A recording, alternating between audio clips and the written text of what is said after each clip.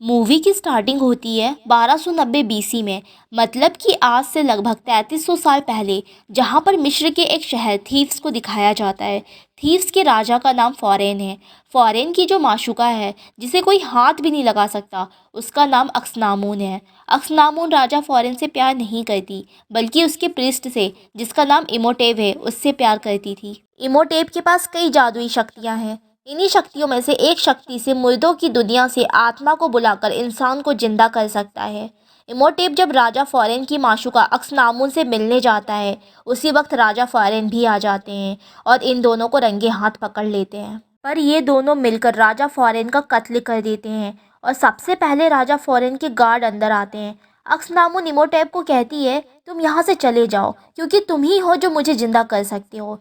Imhotep के लोग उसे वहाँ से ले जाते हैं और अक्सनामुन अपने आप को मार देती है, क्योंकि वो जानती है कि इमोटेप उसे जिंदा कर सकता है, और वो ऐसा ही करता है। उसके लोग अक्सनामुन की डेड बॉडी को चुरा लेते हैं, लेकिन जब इमोटेप उसे जिंदा करने ही वाला होता है, वहाँ पे राजा फॉरेन के गार्ड्स आ जाते हैं, जो इमोटेप को पकड़ लेते हैं। उसको ऐसी सज़ा दी जाती है जो आज से पहले किसी को नहीं दी गई। उसे जिंदा ही मम्मी बना दिया जाता है और एक ताबूत के अंदर डालकर ऊपर से वो कीड़े छोड़ दिए जाते हैं जो उसके पूरे शरीर को खा जाए। इस ताबूत को एक खास चाबी से बंद कर दिया जाता है, ताकि कभी भी कोई इसे ना खोल पाए। अगर कभी किसी ने इसे खोला तो इमोटेव पूरी मानव जाति के ऊपर कहर बन सकता है। उसके पास उतने सालों की ताकत होगी जितने सालों तक वो उस ताबूत में बंद रहेगा। उस ताबूत को मिस्र के देवता एन्यूबस की बहुत बड़ी मूर्ति के नीचे दफना दिया जाता है। कई सौ साल गुजर जाते हैं और वो मूर्ति, जो किसी ज़माने में बहुत ऊंची हुआ करती थी, वो बहुत छोटी हो जाती है, क्योंकि पूरा का पूरा शहर ज़मीन के नीचे दफन हो गया था। यहाँ पर देश विदेश के लोग उस ज़मीन के लिए लड़ते रहते थे। वो इस बात से बेखबर थे कि आज भी शैतानी शक्तियाँ इस ज़मीन के नीचे सांस लेती हैं। यहाँ पर एक फ्रेंच आर्मी के सोल्जर को दिखाया जाता है, जो कि अमेरिकन है। उसे चारों तरफ से घेर लिया जाता है, लेकिन तभी वहाँ से सब के सब भाग जाते हैं, क्योंकि उसके पीछे मिस्र के देवता एन्यूबस की वही मूर्ति है, जिस मूर्ति के कदमों के पास आज से हज़ारों साल पहले इमोटेव के ताबूत को दफनाया गया था। उन लोगों के जाने के बाद वहाँ पर रेत उड़ना शुरू हो जाती है। ऐसा लग रहा था कि रेत के नीचे कोई है, और तभी रेत पर एक चेहरा उभर जाता है। रिंग यहाँ से भाग जाता है। इस शहर का नाम होता है हमुनात्र। 3 साल बाद हमें मिस्र में एक लड़की को दिखाया जाता है, जिसका नाम एवलिन है। ये एक इजिप्टोलॉजिस्ट है। इजिप्टोलॉजिस्ट उसे कहा जाता है जो मिस्र की भाषाओं और उनके कल्चर को स्टडी करते हैं। एवलिन को मिस्र की पुरानी भाषा आती है। एवलिन का एक बड़ा भाई भी होता है, जो एवलिन के पास आता है और उसे बहुत अजीब सी चीज़ दिखाता है। वो उसे कहता है कि ये मुझे खुदाई के दौरान मिली थी। एवलिन उसका बटन दबाती है और वो खुल जाता है। ये उस ताबूत की चाबी थी, जिसमें आज से हज़ारों साल पहले इमोटेव को बंद करके ज़मीन के नीचे दफना दिया गया था। इसके अंदर एक नक्शा भी होता है, और ये हमुनात शहर का नक्शा होता है। इवलिन अपने पिता के दोस्त के पास जाती है, जिनकी लाइब्रेरी थी, जिनके साथ वो काम करती है, और वो उन्हें वो नक्शा दिखाती है। वो इवलिन को कहते हैं कि ये मनगढ़ंत कहानी है। दरअसल वो नहीं चाहते थे कि इवलिन वहाँ पर जाए, क्योंकि आज तक जो भी वहाँ पर गया है वो कभी भी वापस नहीं आया। इवलिन किसी भी कीमत पर वहाँ जाना चाहती है। वो अपने भाई से पूछती है कि वो अजीब सी चीज़, वो नक्शा तुम्हें कहाँ से मिला था। उसका भाई उसे सच बताता है कि वो उसने एक आदमी से चुराया था, जो कि अमेरिकी है। अब वो जेल में है। इवलिन और उसका बड़ा भाई जेल में जाते हैं, जहाँ पर वो कैदी होता है। ये कैदी वही था जो आज से 3 साल पहले एन्यूबस की मूर्ति के आगे खड़ा था। रिक समझ जाता है कि इवलिन और उसका भाई यहाँ क्यों आए हैं। उसे आज फांसी होने वाली है। वो इवलिन को कहता है कि अगर तुम हेमनात्र जाना चाहती हो, जहाँ से मुझे ये चाबी मिली थी, तो तुम्हें मुझे छुड़ाना होगा। अब जब उसे यहाँ पर फांसी होने वाली होती है, तो यहाँ का जो इंचार्ज होता है, इवलिन उसे रिक को छोड़ने के लिए कहती है, लेकिन वो किसी भी कीमत पर उसे छोड़ना नहीं चाहता। इवलिन उसे बताती है कि हेमनात्र शहर में, जहाँ पर मिस्र के पुराने राजाओं का खजाना गड़ा है, वो जगह रिक को पता है। अगर तुम रिक को छोड़ दोगे तो तुम्हें उस खजाने में से 25% मिल सकता है। वो मान जाता है, और अब ये सब के सब मिस्र की उस जगह के लिए निकल पड़ते हैं जहाँ पर वो खजाना है। ये पानी के शिप से जाते हैं, जहाँ पर कुछ और अमेरिकन होते हैं जो उसी जगह जा रहे होते हैं, क्योंकि उन्हें भी खजाने की तलाश करनी है। इवलिन रिक को बताती है कि उसे इतिहास की सबसे फेमस किताब, जिसका नाम एमुद्रा है, जिसमें मिस्र के सभी शाही खानदानों के सभी जादुई शक्तियों के राज लिखे हैं, वो उसे चाहिए, जो कहीं ना कहीं हेमुनात्र में दफन है। अब सबके सब हेमुनात्र पहुंच जाते हैं। वहां पर इवलिन रिक को एन्यूबस की मूर्ति दिखाती है। वो कहती है कि इसका आधा हिस्सा ज़मीन के अंदर धंस चुका है, और ये सब के सब ज़मीन के अंदर उस जगह पहुंच जाते हैं जहां पर एन्यूबस, जो कि मिस्र के देवता हैं, उनकी मूर्ति का आधा हिस्सा होता है। यहाँ पर चारों तरफ अंधेरा होता है। तभी इवलिन वहाँ पर लगे हुए शीशों को ऊपर की तरफ करती है, मतलब बाहर की ओर, जहाँ पर सूरज की रोशनी होती है, और सूरज की रोशनी उस शीशों पर टकराकर अंदर लगे बाकी शीशों से टकराती है। यानी कि यहाँ पर एक तरह के शीशों का जिगजैग होता है, चारों तरफ उजाला हो जाता है। दरअसल ये एक पुरानी टेक्नोलॉजी है जिसे लोग अंदर उजाला किया करते थे। इवलिन यहाँ पर अब उस किताब को ढूंढना शुरू कर देती है। यहाँ पर उनका वो साथी जिसने रिक को फांसी की सज़ा से माफ़ किया था, वो अंदर सोना ढूंढने को निकल पड़ता है। तभी उसे दीवार पर गुदा हुआ हजारों साल पुराना चित्र दिखाई देता है, जिस पर बहुत बेशकीमती पत्थर लगे हुए थे। वो उनमें से एक पत्थर को निकालता है जो नीचे गिर जाता है। तभी उस पत्थर में से एक कीड़ा निकलता है जो उसके पैरों के अंदर घुस जाता है और उसके पूरे शरीर में रेंगना शुरू कर देता है। वो इस दर्द को बर्दाश्त नहीं कर पाता और पागलों की तरह भागने लगता है, और एक दीवार से टकराकर उसकी मौत हो जाती है। इवलिन, रिक और उसके भाई को कुछ समझ नहीं आता कि ये ऐसे पागलों की तरह क्यों भाग रहा था। रात को ये लोग सब के सब ऊपर एक बार फिर से जमा होते हैं, जहाँ पर दूसरा ग्रुप भी होता है जो यहाँ पर सोना ढूंढना चाहते थे।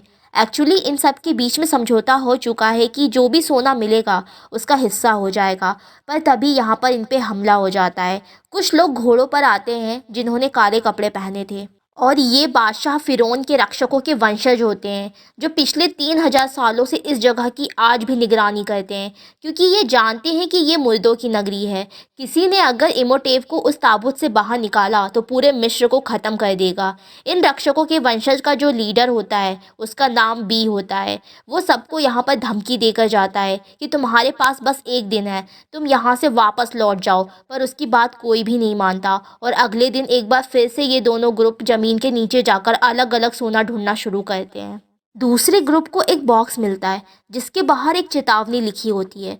उसमें लिखा होता है कि अगर किसी ने मरे हुए को ज़िंदा करने की कोशिश की, उस पर एक श्राप लागू होगा। इस बॉक्स को खोलने वाले सभी लोगों को मार देगा, उनका खून चूसकर उनके शरीर के अलग अलग हिस्से निकालकर वो एक नया रूप धारण करेगा, और आत्माओं की दुनिया से हमारी दुनिया में आकर इस पूरी दुनिया पर कब्जा कर लेगा। पर यहाँ पर जो लोग इस चेतावनी को पढ़ते हैं वो इसे एक अंधविश्वास समझते हैं, और वो इस बॉक्स को खोल देते हैं, जिसके अंदर वो किताब निकलती है जिसे पढ़कर आज से 3000 साल पहले इमोटेव अपनी माशूका को जिंदा कर रहा था। पर इसे खोला नहीं जा सकता क्योंकि इसमें एक ख़ास तरह का लॉक होता है जिसे एक ख़ास किस्म की चाबी से खोला जा सकता है, और ये वही चाबी होती है जो इवलिन के पास है।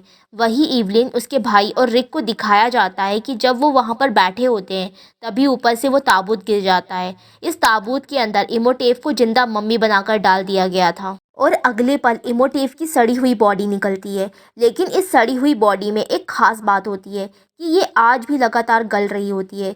इवलिन ने अपनी ज़िंदगी में कई मम्मीज़ देखी, लेकिन उसने ऐसी मम्मी कभी नहीं देखी। अब रात में सब के सब ऊपर आ जाते हैं। जब सब सो रहे होते हैं तभी इवलिन उस किताब के पास जाती है। वो रिक को बताती है कि ये वो किताब नहीं है जो उसे चाहिए, क्योंकि वो किताब सोने की बनी है। वो कहती है कि शायद ये काले जादू की किताब हो।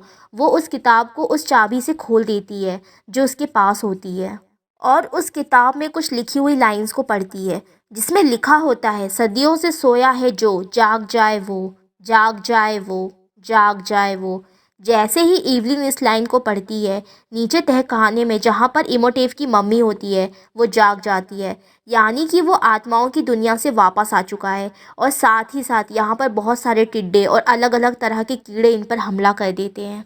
इन कीड़ों से बचते हुए जब सब लोग भाग रहे होते हैं तभी इवलिन रिक और अपने भाई से अलग हो जाती है और एक खुफिया दरवाजे से आकर गिर जाती है, जहाँ पर इमोटेव की मम्मी है जो अब जिंदा हो चुकी है। यहाँ पर उन लोगों में से एक आदमी वो भी होता है जिसने उस बॉक्स को खोला था जिस पे श्राप लिखा था। इस बॉक्स को खोलने वालों के शरीर में वो एक नया रूप धारण करेगा, इसलिए इमोटेव की मम्मी इस आदमी की आंखें निकाल कर आंखें लगा लेती है, और अब वो इवलिन की तरफ बढ़ रहा होता है। तभी वहाँ पर रिग और इवलिन का भाई आ जाते हैं। रिग उसको कई गोलियां मारता है और ये सब के सब उस जगह से निकल जाते हैं। तभी इनके सामने राजा फॉरेन के वंशज आते हैं। इन्होंने एक दिन पहले चेतावनी दी थी कि तुम सब यहाँ से चले जाओ। वो कहते हैं कि हम 3000 सालों से इस मुर्दा से डर रहे हैं और अब इसे कोई नहीं मार सकता, सबका अब खात्मा हो जाएगा। इवलिन, रिग और इनके जितने भी साथी होते हैं सबके सब वापस आ जाते हैं। रिग यहाँ से निकलना चाहता है पर इवलिन उसे मना करती है। वो कहती है कि हमने उस मुर्दा को जिंदा किया है और हमें ही उसे ख़त्म करना होगा। यहाँ पर सब कुछ बदलना शुरू हो जाता है। आसमान से आग के गोले गिरने लगते हैं और उस मम्मी ने जिस आदमी की आंखें निकाली थी वो फिर से वहाँ आकर उसके पूरे शरीर को कंकाल कर देती है, जिससे उस मम्मी का शरीर पहले से भी ज़्यादा डेवलप होना शुरू हो जाता है। यहाँ पर रिग और एवलिन आ जाते हैं। रिग मम्मी पर कई गोलियां चलाता है लेकिन उसके शरीर पर गोलियों का कोई भी असर नहीं होता।